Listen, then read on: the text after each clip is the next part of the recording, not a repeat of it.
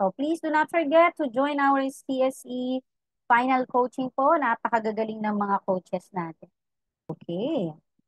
So let's see. The answer is B, correct. So what's the rule we have to follow? When we are alphabetizing titles, do not consider the articles a, an, and the as part of the title. So when you arrange it in your mind, it should begin with the second word. All right, so let's see. Ano kayang mauuna if we follow this one? So una, so 4, we have here battle. Okay, battle of Lambayrant. And then we have the next one, last Olympian. So we have BL followed by another L. So LA comes first. No, comes before LI. Kaya lightning thief yung third. The fourth one is S. Ayan, be careful with this one. Yung S and T ninyo, no? Again, sing the alphabet song to yourself. Para sure na sure. Baka kasi sa dulo pa kayo magkamali. So, S, T. So, the last one is Titans first. Okay, good work, guys. Now, let's have question number 4. For today's lesson po, basta maubos natin yung 20 questions. Most probably 1.5 hour. 1 hour to 1.5. All right.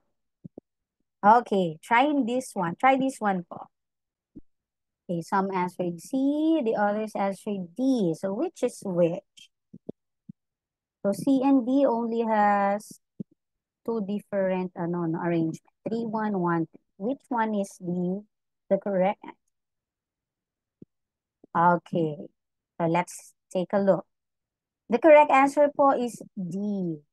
So why is it letter D? So we have to remember this rule. No, so when all words starts with the same, when the set starts with the same word, like here we have succubus, you have to arrange the words according to the word that comes after. So we will arrange them based on the second word. But then, nagkamali kayo ang iba dito sa number 3, no, sa dulo. Bakit kaya? So later we'll find out. So let's go over the first two words muna. The first one is blues. Okay, since it's B, it begins with B, and then D. And then we have heart, of course, we have H. Ngayon, ano ang susunod?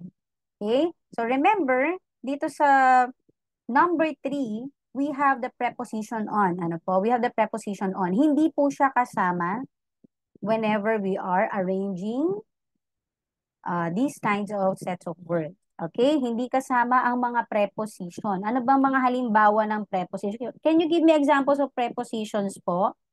Yung ating mga linking words in our sentences. We have on. Ang N po ay conjunction. Okay. In, at, very good. Ano pa po? Through, ano pa? Yung mga maliliit na words natin. That connects nouns. Yes, behind, by. Meron pa kaya? Naalala pa ba? Ayan, nung high school. Naku, tatad tayo kay ma'am dyan ang mga preposition. So, lahat ng mga nabanggit yung words, these prepositions are not included or they are disregarded in alphabetization. Okay? That's why the fourth word is revealed. Okay? R comes before T up. Right? Kaya ang sagot ay letter D. So, kanina karamihan sagot talaga letter C pala. So, again, be careful.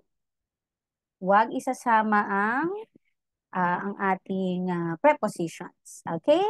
Can you please type letter P kung nakuha po natin ang rule na ito? Okay, good job. Ayan. Thank you so much. So, papunta pa lang tayo sa exciting part. Medyo pahirap pa, so please stay focused. Alright. Now, let's have question number 4. So again, mag-join na kayo. Kung nag-enjoy kayo ngayon sa ating session, mas mag-enjoy kayo ang gagaling ng mga coach ni Sir Gomez.